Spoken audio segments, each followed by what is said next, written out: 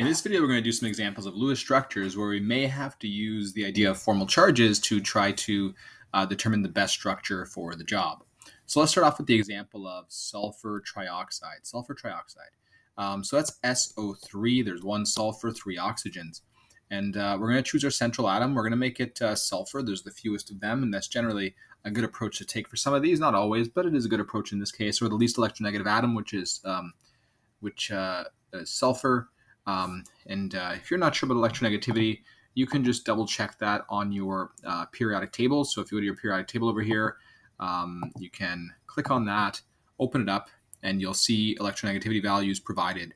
And so for sulfur, for example, you'll see 2.5, and then for oxygen, you'll see 3.5. So sulfur is our least electronegative atom in that case. And so what we'll do here is we're going to put sulfur in the middle, connect oxygens all the way around, and we're going to just calculate number of valence electrons. So we have basically 6 per atom, 6 for sulfur, and then 6 for oxygen, but there's 3 oxygens. And that'll give us 18 plus 6. That's 24 oxygens, 24 electrons to place around our atoms. And so what we're going to do is we're going to place those electrons and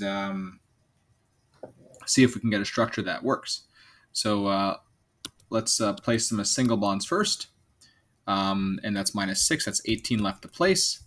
And then if we do that, we get 1, 2, 3, 4, 5, 6, 7, 8, 9, 10, 11, 12, 13, 14, 15, 16, 17, 18.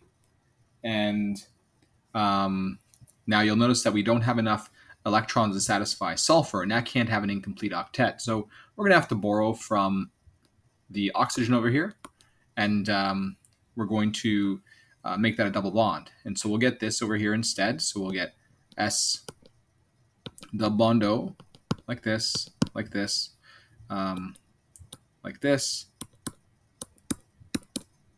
and then like this.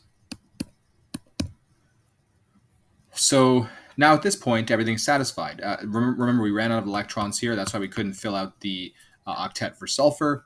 And it looks like everything's satisfied. So we have 8 around everything. However, what you'll notice is that sulfur is one of those elements that can have an expanded octet.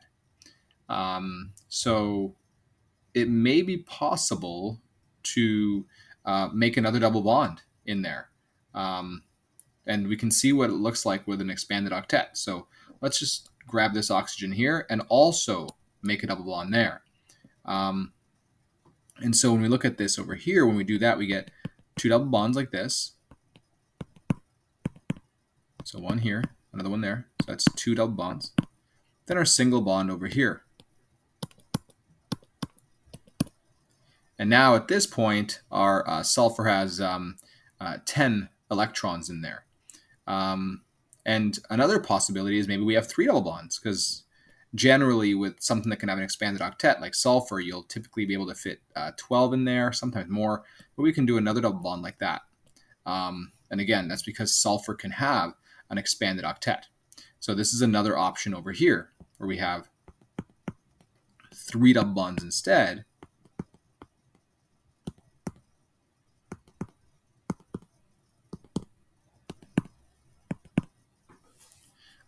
And that would be our other choice. So essentially at this point, we're choosing, are we going to have sulfur with the complete octet, sulfur with an expanded octet with 10 electrons, or sulfur with an expanded octet with 12 electrons? So what we have to do to really determine this is do formal charge calculations. And let's do that for every option we have here. So over here, our formal charge will be 6 minus 6 minus 4 dots minus 2 lines, 0. And it's the same thing here, because these are all kind of connected in the same way. So 6 minus 4 minus 2, 0. 6 minus 4 minus 2, 0. And then for sulfur, we have 6 valence electrons minus 6 lines minus 0 dots, 0. So we get 0 all the way around. That looks pretty promising. Let's take a look here. This is connected the same way as the other ones we did. So 0, 0, This one here would be, so 6 minus 6 dots minus 1 line is -1. And this one here would be 6 minus 5 lines is +1. Overall, 0 formal charge for the entire molecule, but we have formal charges on the atoms, +1 and -1. So already this one would not really win because we have formal charges that are non-zero. And we can try this one out over here. So this we know would be 0. It looks similar to the double bonded oxygens we saw earlier. This single bonded oxygen here would be -1 because it's similar to the one we saw here. And this one here would also be -1 because it's similar to the one we saw here. A good rule of thumb is that usually when you have oxygen with only one line connected to it and it's 6 valence electrons, its formal charge is -1. And when you have a double bonded oxygen with the 4 valence electrons around it, its formal charge is 0. So you start to get the hang of formal charges when you see that. Generally, you pick up on patterns like that. But let's just take a look at the formal charge around this sulfur here.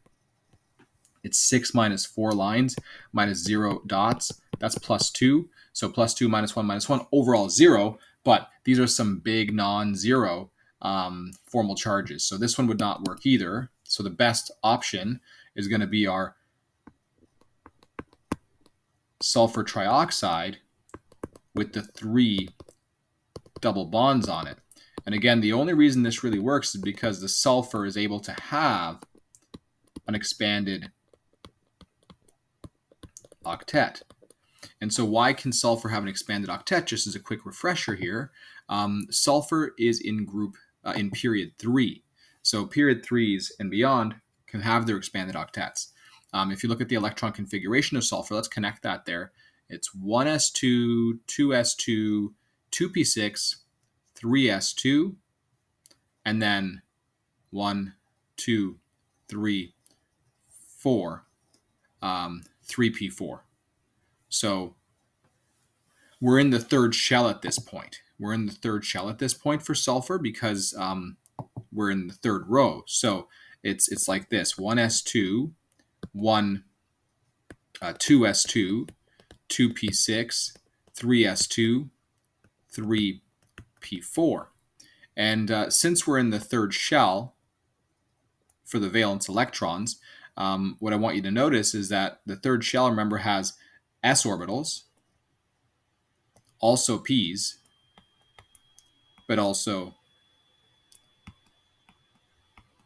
d's. So for sulfur, we have this s2, whoops,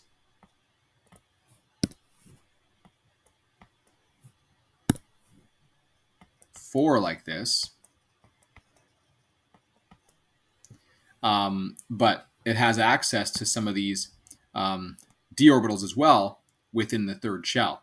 And because it has access to those d orbitals that you wouldn't have within your second period elements, your second shell only, it can have an expanded octet there.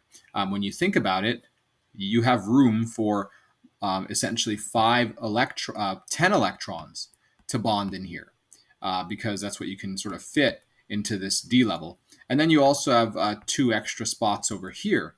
So that's 2 more electrons there. So you can see that you have 12 sort of vacant spots for electrons for bonding. And that's why this sulfur can take those 12 electrons. So in this video, we saw the example of sulfur trioxide. We were able to make expanded octets for sulfur up to 12 electrons, since we had some room here, here, here, here, here, here, and here. And that's why we chose to do the expanded octet, to make sure that this was the best choice of structure between the other ones that we had over here and over here. We decided to do formal charge calculations to see which one had the the zero formal charges, or the smallest non-zero formal charges, and this one had essentially 0 all the way around. And it didn't break any rules because sulfur can have the expanded octet. So in the next video, we'll try the example of the sulfate ion.